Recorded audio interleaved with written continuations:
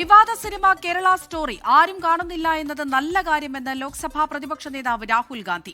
സിനിമകളെയും മാധ്യമങ്ങളെയും പ്രൊപ്പഗാൻഡകൾക്ക് വേണ്ടി ഉപയോഗിക്കുകയാണ്. കേരളം എന്താണെന്ന് എല്ലാവർക്കും അറിയാമെന്നും രാഹുൽ ഗാന്ധി പറഞ്ഞു. Well, the good news is that Kerala stories, the halls seem to be empty and nobody's really watching it.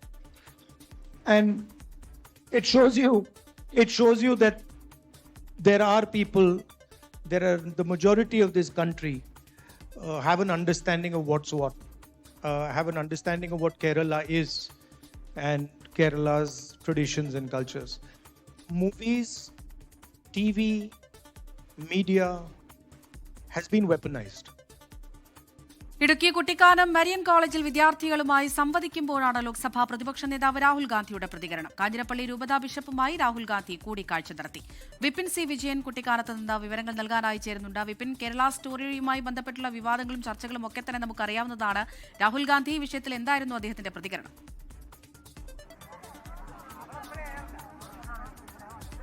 Amrita, Kerala സ്റ്റോറിയുമായി ബന്ധപ്പെട്ട് വളരെ കൃത്യമായിട്ടുള്ള തന്റെ നിലപാട് പറഞ്ഞിരിക്കുകയാണ് ഇപ്പോൾ രാഹുൽ ഗാന്ധി. അതിൽ എടുത്തു പറയേണ്ടത് ഈ സിനിമ ആരും കാണുന്നില്ല എന്നുള്ളത് തന്നെ വളരെ നല്ല കാര്യം എന്നുള്ളതാണ് രാഹുൽ ഗാന്ധി പറഞ്ഞിരിക്കുന്നത്. ഇതൊരു പ്രൊപ്പഗാൻഡയുടെ ഭാഗമാണ്. അങ്ങനെ ഭരണകൂടം ഒരു പ്രൊപ്പഗാൻഡ സെറ്റ് ചെയ്യുന്നു, ഒരു അജണ്ട സെറ്റ് ചെയ്തുകൊണ്ട് അതിനുവേണ്ടി പ്രവർത്തിക്കുന്നു. അതിന് സിനിമകളെയും മാധ്യമങ്ങളെയും കൃത്യമായി തന്നെ ഉപയോഗിക്കുകയാണ്. അതാണ് നമ്മൾ ഈ കാണുന്നത്.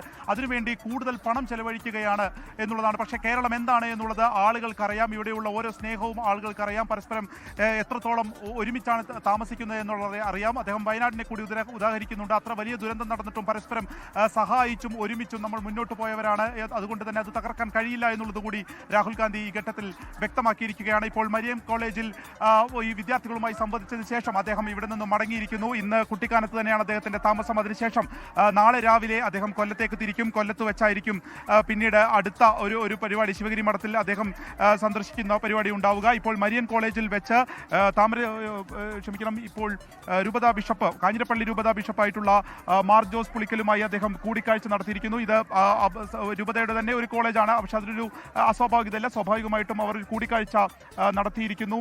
മറ്റൊന്നുള്ളത്, അദ്ദേഹത്തിന് കൂടെ ഇവിടെ KC വേണുഗോപാലും ഡീൻ കുര്യാക്കോസുമാണ് ഉണ്ടായിരുന്നത്. ഈ ഒരു സീറ്റ് തർക്കങ്ങൾക്കൊക്കെ ഇടയിൽ കൂടിയാണ് വളരെ രാഷ്ട്രീയ പ്രാധാന്യം അറിയിക്കുന്ന ഒരു സന്ദർശനം രാഹുൽ ഗാന്ധി നടത്തിയിരിക്കുന്നത്. 11-ാം തീയതി പ്രധാനമന്ത്രി നരേന്ദ്രമോദി കൊച്ചിയിലേക്ക് എത്താൻ പോവുകയാണ്. ഈ തെരഞ്ഞെടുപ്പ് വേളയിൽ തന്നെയാണ് ഇപ്പോൾ രാഹുൽ ഗാന്ധിയുടെ ഒരു സന്ദർശനം എന്നുള്ളതും ഏറ്റവും ശ്രദ്ധേയമാണ്. ഇന്ന് രാവിലെ തിരുവനന്തപുരത്ത് വന്നിട്ടുള്ള അദ്ദേഹം പിന്നീട് കൊല്ലത്തേക്ക് എത്തുകയും അവിടെ മഹാത്മാഗാന്ധിയും ശ്രീനാരായണ ഗുരുവും സമാഗമിച്ചതിന്റെ 100ാം വാർഷികം അതിന്റെ ഉദ്ഘാടനവും നിർവഹിച്ചതിന് ശേഷമാണ് ഇപ്പോൾ മരിയൻ കോളേജിലെത്തുകയും വിദ്യാർത്ഥികളുമായി സംവദിച്ച് മടങ്ങുകയും ചെയ്തിരിക്കുന്നത്. നാളെ പുതുയുഗയാത്ര, അത് പ്രതിപക്ഷ നേതാവ് VD സതീശൻ നയിക്കുന്ന പുതുയുഗയാത്രയുടെ സമാപനം അദ്ദേഹം ഉദ്ഘാടനം ചെയ്യുകയും ചെയ്യും.